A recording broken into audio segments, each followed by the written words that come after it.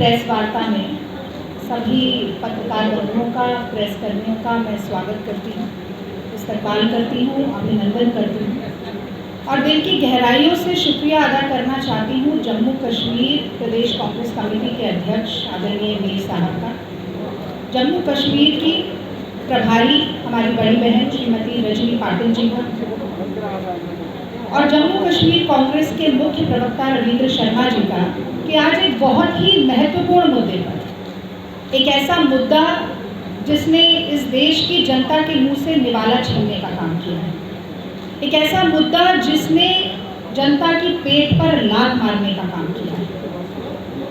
महंगाई के मुद्दे पर आज इस प्रेस वार्ता का आयोजन किया और सबसे ज़्यादा आभारी मैं आप सभी लोगों की हूँ कि आप लोग धैर्य से कांग्रेस पार्टी की बात सुनने के लिए यहाँ पर आए हैं।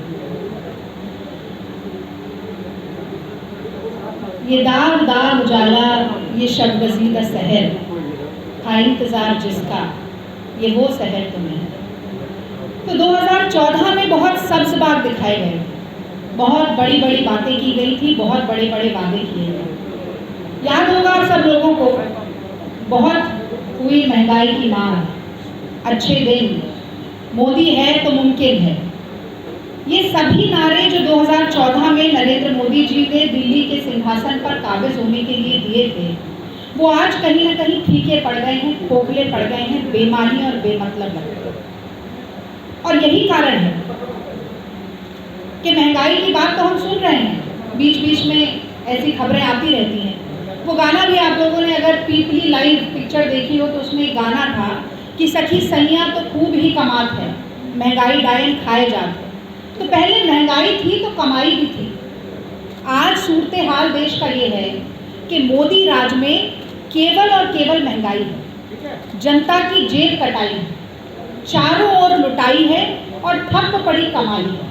और ये सब एक ऐसे समय में हो रहा है जब पहले से ही हमारा पूरा देश कोरोना के कहर से जूझ रहा है, जब हमारे देश की अर्थव्यवस्था पूरी तरह से ठप पड़ी हुई है और इसी के साथ साथ जब रोजगार और नौकरियों का अकाल पड़ा हुआ है। तो मुझे कहना पड़ेगा कि ऐसे समय में जब महंगाई बढ़ती है, पेट्रोल, जब फल सब्जी दूध खाने के तेल को खरीदना है तो ये जलक रगड़ना नहीं है तो क्या है। प्रधानमंत्री मोदी जी को 2 बार प्रचंड की जनता ने उनके ऊपर विश्वास जताया था और खान पान सब एक, पाले पोसे सकल अंग तुम, सदस्य का समान रूप से ख्याल रखता है। तो जनता की मदद करने के बजाय, जनता की जेब में कुछ पैसा डालने की बजाय, मैं याद दिलाना चाहती हूँ आपको, राहुल गांधी जी लगातार जब से पिछले साल हमारे देश पर कोरोना का प्रहार हुआ, वो लगातार कह रहे हैं कि जो रोज कमा के खाने वाला आदमी है, जो दिहाड़ी का मजदूर है, जो हाशिए पर खड़ा इंसान है, जो गरीब है, गुरबा है, उसके जेब में 6,000 रुपये डालकर न्याय करिए मोदी जी। तो एक्साइज ड्यूटी का पैसा मोदी जी अपनी जेब में ले लेते हैं, पर जनता की जेब लगातार काटने का काम कर रहे हैं। इसीलिए बहुत ज़रूरी था कि आज महंगाई के मुद्दे पर आकर हम आपसे बात करें और इसीलिए कांग्रेस पार्टी ने ये मुहिम उठाई है।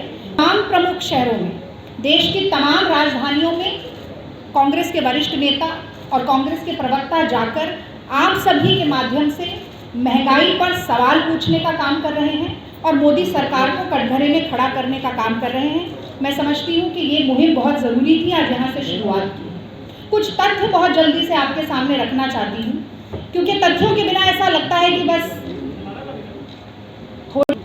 तो देखिए, एक संस्था है सेंटर CMIE, उसने कुछ चौंका देने वाले आंकड़े प्रस्तुत किए हैं।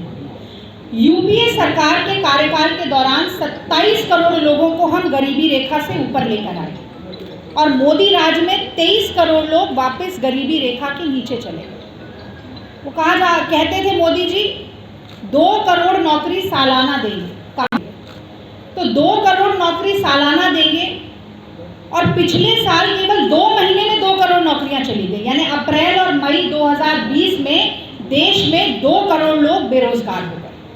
97% लोग हमारे 1000 करोड़ रुपया लोग निकलवा चुके हैं। प्रोविडेंट फंड, यानी कि आदमी सोचता है कि बेटी की शादी होगी तब उस पैसे का इस्तेमाल किया जाएगा, ये भी सोचता है कि मकान बनाएंगे तब इस्तेमाल करेंगे, या रिटायरमेंट के बाद अपनी सुरक्षा के लिए, वो सारा पैसा निकाला जा चुका है। मोदी जी स्वयं जब देश की बात करने के लिए आए थे कुछ दिन पहले, तो उन्होंने कहा कि 80 करोड़ भारतीयों को 5 किलो राशन देंगे। यानी कि ये हाल हो गया है देश का कि 80 करोड़ लोग 5 किलो राशन के मोहताज हो गए हैं। इस स्तर पर लाकर मोदी जी ने छोड़ दिया। ये पृष्ठभूमि मैंने आपको इसलिए बताई कि देश बदहाली के दौर से गुजर रहा है, गरीबी के दौर से गुजर रहा है, और ऐसे समय में मदद के बजाय लोगों की जेब से पैसा निकालने का काम मोदी जी कैसे कर रहे हैं, ये भी मैं जल्दी से आप लोगों को बताती हूँ। तो 1 जनवरी 2021 से 11 जुलाई 2021 के बीच में मोदी जी ने पेट्रोल और डीजल के दाम 65 बार बढ़ा दिए। किसी कोई स्कूटी से आता होगा, कोई मोटरसाइकिल से आता होगा, कोई कार से आता होगा, आवागमन करता होगा, खासतौर से जो हमारे रिपोर्टर भाई हैं सारे, उनका तो सुबह से शाम का काम है। 200 शहर ऐसे हैं जहां पर पेट्रोल की कीमत 100 से ऊपर पहुंच गई है। किसकी जेब पर फर्क नहीं पड़ा, मैं ये जानना चाहती हूँ। और इसी के साथ साथ एक्साइज ड्यूटी बढ़ाकर मोदी सरकार ने 25 लाख करोड़ का मुनाफा पिछले 7 सालों में कमाया है। यानी को हम कह रहे हैं कि 6,000 रुपया दे दीजिए, वो देने के लिए नहीं है। 25 लाख करोड़ रुपया अपनी जेब में पैसा है, लेकिन गरीब जनता को 6,000 रुपया देने के लिए मोदी जी के पास पैसा नहीं। 2014-15 में 1,72,000 करोड़ था, और वो बढ़कर 4,53,000 करोड़ रुपया हो गया। लगातार एक्साइज ड्यूटी से पैसा बढ़ाने का काम मोदी सरकार कर रही है। हमारे समय पर था 57 रुपए का डीजल, 8 रुपए डॉलर। आज औसतन 45 से 50 USD पर बैरल का रेट चल रहा है, और हम 100 रुपया दे रहे हैं। यानी कि जब दुगना दाम था तब हम 71 रुपए दे रहे थे, अब आधा दाम हो गया है तब हम 100 रुपए दे रहे हैं। तो ये इस बीच की जो मुनाफाखोरी है, मैं समझती हूँ एक बहुत ही निर्दयी सरकार, एक बहुत ही निष्ठुर सरकार, और एक ऐसी सरकार जो अपने देश के लोगों के प्रति कोई संवेदना नहीं रखती है, वो ऐसे आपदा में अवसर खोजने का काम कर सकती है, और वो इस तरीके की मुनाफाखोरी का काम कर सकती है। 44 रुपए का था फुल क्रीम दूध, आज 57 रुपए का हो गया। टोंड दूध था 34 रुपए का, आज 47 रुपए का हो गया। खाने के तेल में करीब 31% का उछाल आया। सरसों का तेल जो 65 से 70 रुपए लीटर मिल रहा था, आज 200 रुपए लीटर मिल रहा है। चाय पत्ती का दाम बढ़ गया है, दालों का दाम दुगना हो गया है। तो न सिर्फ थाली में से सब्जी और फल और दूध गायब हो रहा है, मैं समझती हूँ कि अच्छा जीवन जीने की जो आशा थी, जो कि अच्छे दिन के नारे के से खाना गया, पकाना भी मुश्किल हो गया। कैसे पकाएंगे? एक उज्ज्वला योजना आपको याद होगी, बहुत झुंझुना बजाया था मोदी सरकार ने। Ujjwala free connection. एक ये बड़े मियाँ हैं जो फ्री करते हैं, और एक वो छोटे मियाँ भी हैं, आप जान रहे होंगे, दिल्ली वाले, मुफ्त कुछ। फिर कंपनी अपना प्रॉफिट लेती है, तो 550 की चीज़ 850 रुपये में मिलती है। अपने किसान भाइयों की मोदी जी के पास अपना मंत्रिमंडल विस्तार करने के लिए समय है। 7 महीने से धरना दे रहे किसानों के लिए उनके पास समय नहीं है, उनसे बात करने के लिए समय नहीं। यही चुनाव देखिए, जैसे चुनाव के आने और जाने के हिसाब से पेट्रोल का दाम बढ़ता और घटता है। चुनाव चलते रहते हैं तो बढ़ता रहेगा, और चुनाव जब खत्म हो जाते हैं तो फिर बढ़ना शुरू हो जाएगा, क्योंकि मोदी जी जनता के और जनमुखी मुद्दों के हिसाब से काम नहीं करते, वो चुनावी रणनीति के हिसाब से सारे काम करते हैं। इसी तरीके से यही किसान भाई, जब चुनाव आता है तो अन्नदाता, और चुनाव चले जाए तो आतंकवादी, खालिस्तानी, पाकिस्तानी और हर तरीके की बातें सुनते। तो अब किसानों के जीवन पे एक तो डीजल का प्राइस जैसे ही बढ़ेगा, सीधा महंगाई बढ़ेगी, क्योंकि ट्रांसपोर्टेशन की कॉस्ट बढ़ेगी। और सबसे बड़ा झटका अगर किसी को लगता है तो वो किसान भाई बहनों को लगता है।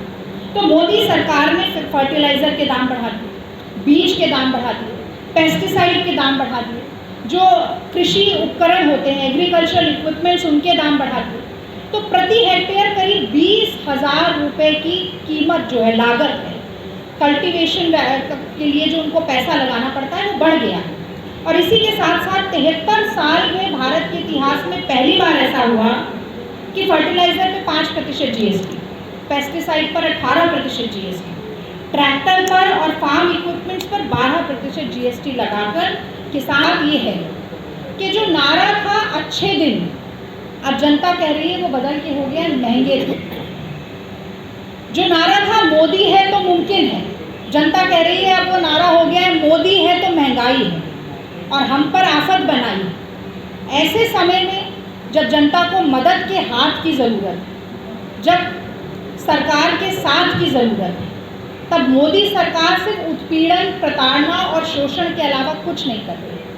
कांग्रेस पार्टी ये मांग करती है पुरजोर तरीके से कि जल्द से जल्द पेट्रोल, डीजल और रसोई गैस के दामों को कम किया जाए।